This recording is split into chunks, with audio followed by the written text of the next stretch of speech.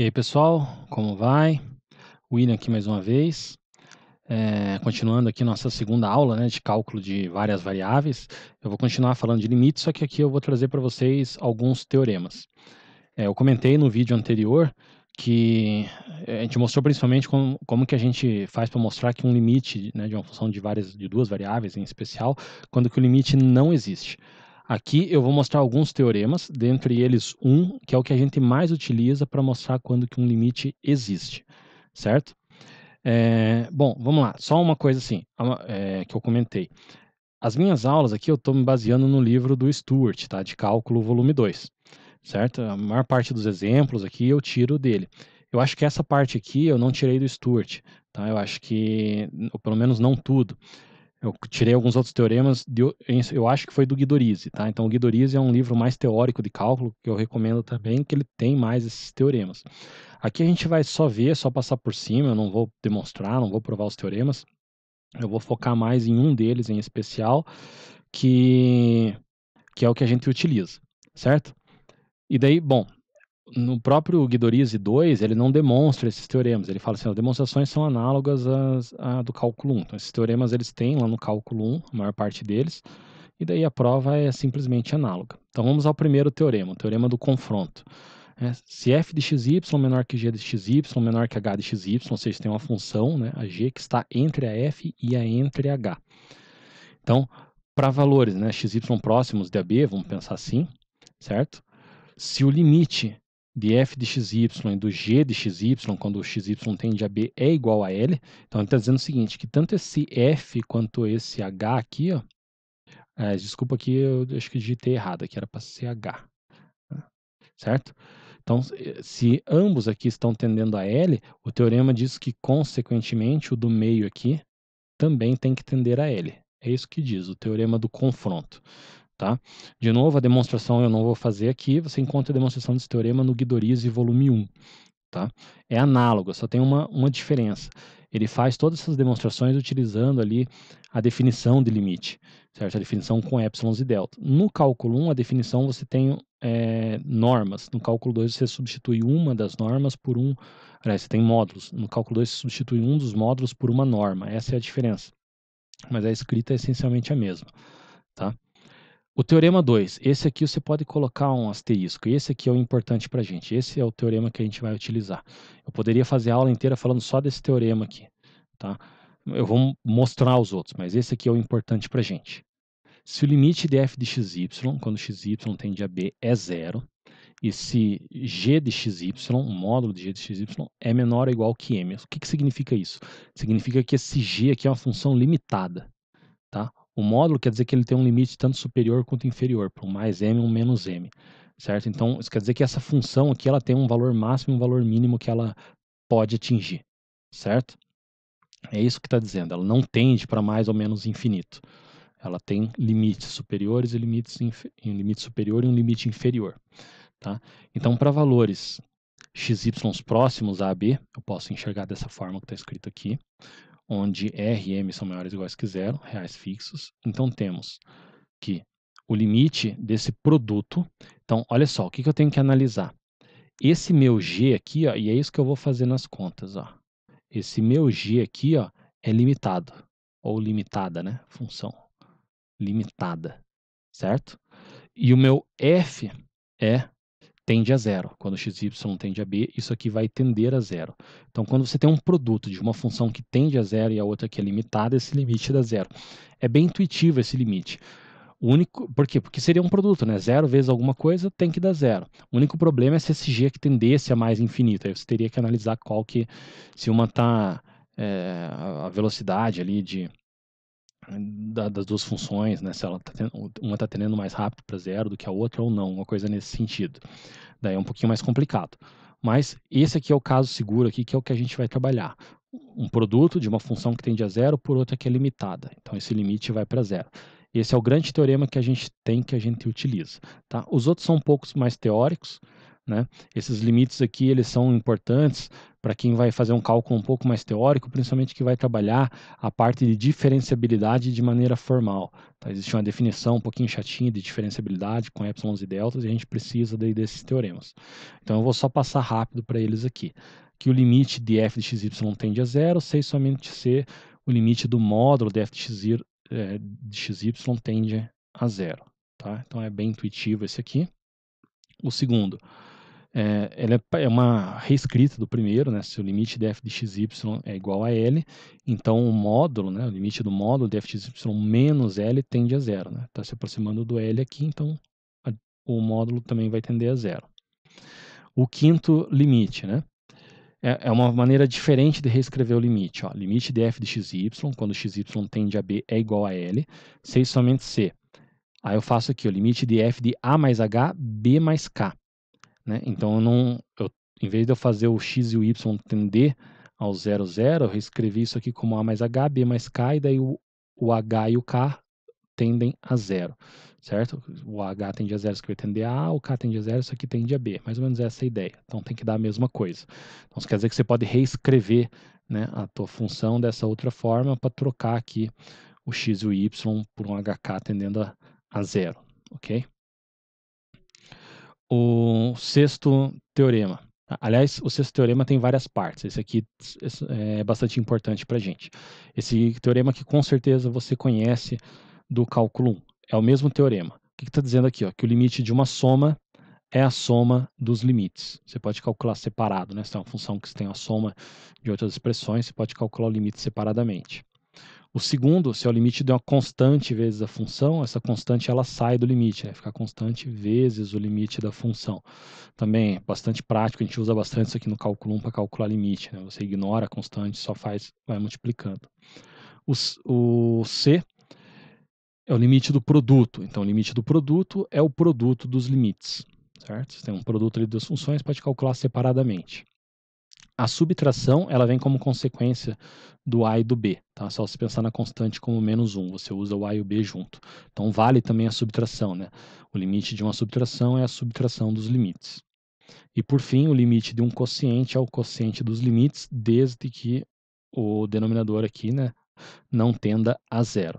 Então, esse teorema aqui, eu acredito que vocês já conheçam, vocês já utilizam ele no cálculo 1, mesmo que você não conheça ele formalmente, você utiliza pelo menos ele, sem conhecer, você utiliza ele. Então, você indiretamente, pelo menos você conhece esse teorema aqui. Ele também vale para o cálculo 2. Tá? E acho que um último teorema aqui que eu queria mostrar, que é o de conservação de sinal. Se um limite é L, né, então, e esse L é positivo, então existe um epsilon maior que zero, tal que para pontos próximos aqui do AB, a função vai continuar sendo positiva. É isso que diz esse teorema aqui. Tá? De novo, professor, você passou muito rápido pelos teoremas, eu não consegui entender direito. Não tem problema. Não é o foco aqui, tá? É só mostrar que esses teoremas existem. Se você precisar fazer um cálculo mais formal, com diferenciabilidade formal, é isso aqui que utiliza, é isso que eu ia mostrar. O importante é aquele segundo teorema, tá? E é com base nele que eu vou calcular alguns limites, certo? Então, eu vou mostrar, mais importante que entender aquele teorema, é entender como que a gente utiliza ele aqui. Então, é ele que eu vou utilizar. Então, eu quero calcular o limite de uma função. Nunca vai vir pronto o produto, você vai ter que escrever o produto. Né, o produto de uma função que tende a zero e uma outra função que é limitada. Então, eu posso calcular esse limite aqui ó, da seguinte forma. Então, isso aqui é igual ao limite. Quando xy tende a 0, 0, tem que escrever sempre isso, né? Porque essas coisas só são iguais no limite. Eu vou reescrever isso aqui da seguinte forma. X vezes x ao quadrado sobre x ao quadrado mais y ao quadrado. Certo? Esse aqui é o truque básico. Normalmente tem alguma variação disso que a gente sempre faz. Certo? Lembrando que a função seno e a função cosseno também são funções limitadas. Tá? Mas normalmente é isso aqui que a gente utiliza. Certo? Então o que eu quero que vocês reparem aqui? Ó? Vamos por partes. Repare que essa função, a função x, ela, quando xy tende a zero, isso aqui vai tender a zero. Tá? Então, isso aqui é o que eu vou enxergar como o meu f de xy. Certo? E o limite do meu f de xy, né, quando xy tende a 0, 0, é zero, certo? Concorda, né? Porque x não é uma determinação, é só substituída a zero, ok? Então, eu escrevi como produto de uma função que dá zero. E a segunda aqui, ó, x ao quadrado sobre x ao quadrado mais y ao quadrado, isso aqui é limitado. Por que que ela é limitado? O módulo disso aqui, ó, sempre vai ser menor ou igual que 1. Já vou explicar por quê. Ó.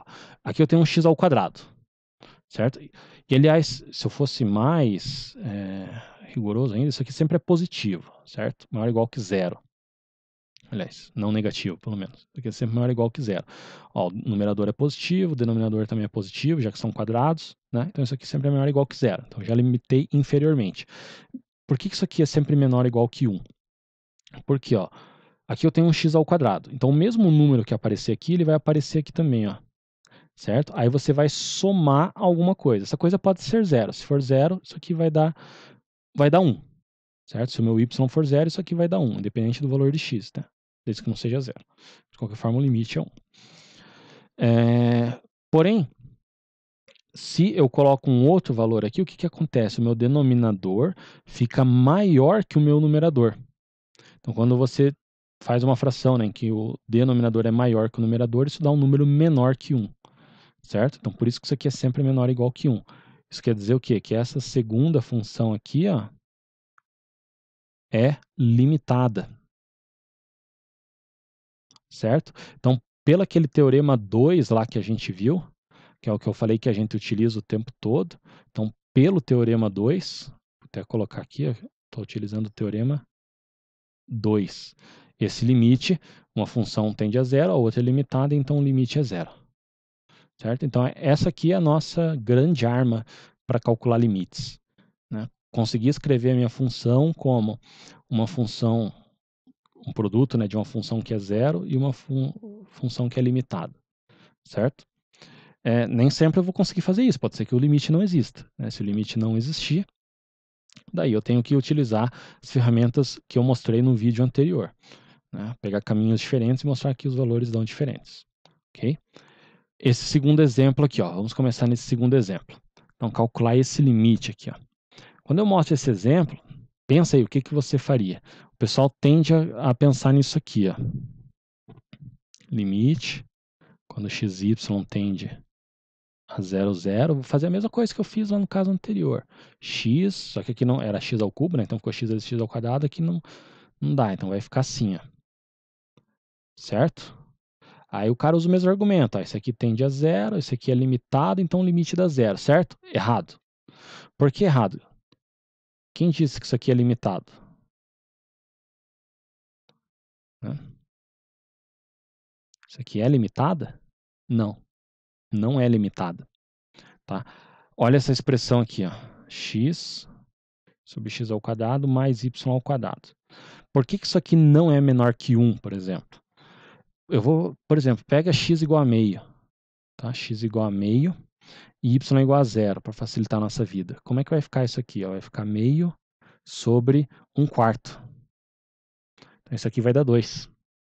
Se eu for aumentando, né, se eu pegar, por exemplo, 1/3, isso aqui, já vai ficar um número maior ainda, certo? Vai ficar o quadrado aqui, vai ficar 9, vai ficar 3.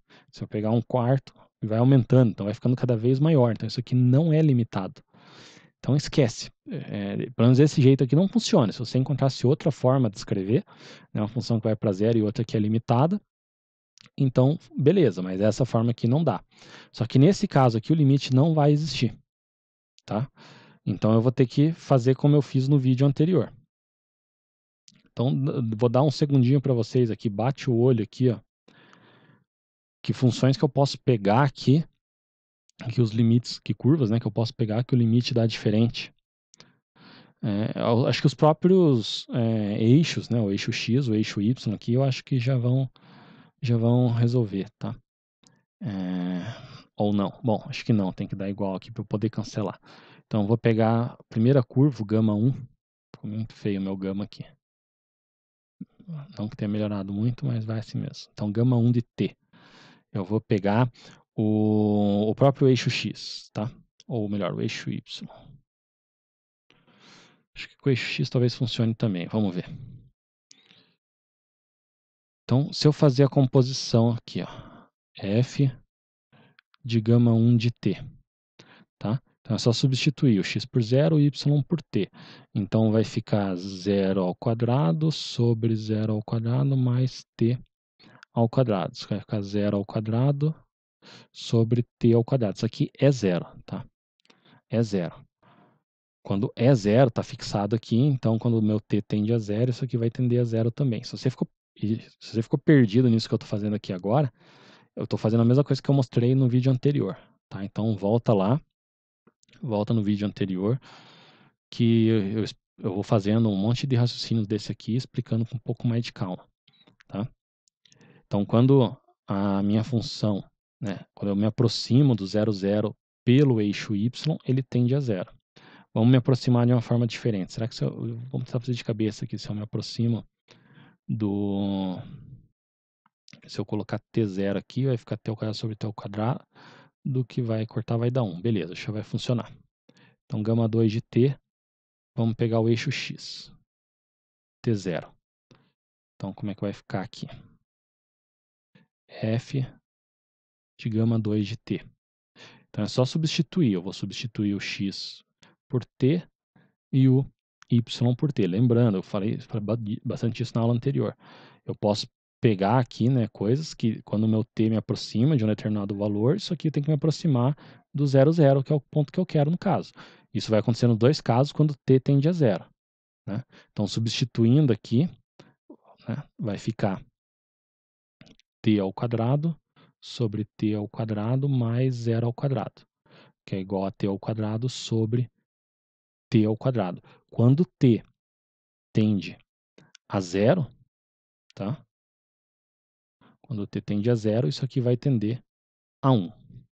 Beleza? Então, esses limites são diferentes. Quando os limites são diferentes, isso quer dizer que o limite não existe. Então, essa é a resposta, né? A calcular esse limite. Você vai dizer, o limite tal não existe. Por que que ele não existe? Porque quando eu me aproximo do 0, 0 ao longo do eixo y, o limite dá zero. E quando eu me aproximo do 0, 0 ao longo do eixo x, o limite dá 1. Como os limites são diferentes, o limite não existe. Beleza? Último exemplo aqui que eu queria mostrar para vocês. Esse daqui, ó. Esse aqui é tranquilo, né? Esse aqui é tranquilo, para ter o olho e pensar num jeito de escrever. Ele deu a manha, né? É só reescrever isso aqui da seguinte forma. É bem parecido com o caso 1. Né? E é normalmente alguma coisa nesse sentido que a gente faz. Eu posso escrever aqui um 3y vezes x ao quadrado sobre x ao quadrado mais y ao quadrado. Isso aqui é o que mais aparece, né? Às vezes pode aparecer o y ao quadrado aqui também, não faz diferença. Mas isso aqui é o que a gente mais utiliza. Aí sim, pelo mesmo argumento lá do exemplo 1 que eu utilizei, isso aqui é limitada, né? E esse aqui tende a zero. Então, pelo teorema 2 lá, esse limite é zero. Tá? O que você está querendo? Se você pegar qualquer curva lá, né, das que a gente viu na aula anterior, sempre vai dar zero. Tá? Lembrando mais uma vez, não é porque todas as curvas lá que a gente utilizou vai dar zero. Nesse caso, com certeza vai dar, já que o limite existe a zero. Mas não é porque todas as curvas que você utilizou vão dar zero que o limite existe. Pode ser que tenha alguma que você não conseguiu pensar que dê diferente. Mas nesse caso aqui, pelo teorema 2, com certeza o limite existe e ele é zero. Beleza? Então é isso aí, a parte de limites. Também não é algo que, no meu entendimento, vocês devam... Né, o principal do cálculo 2 não é saber calcular limite. No cálculo 1 a gente fica calculando limite até não aguentar mais. Né? No cálculo 2 não, a gente passa um pouquinho mais rápido por isso mesmo, né, para a gente ver que tem e tal, mas o grande foco, né, dessa parte de cálculo 2 é o que a gente vai fazer ali na parte de derivadas direcionais, que é o que está vindo um pouco mais para frente. Então valeu, é isso daí, até a próxima, obrigado.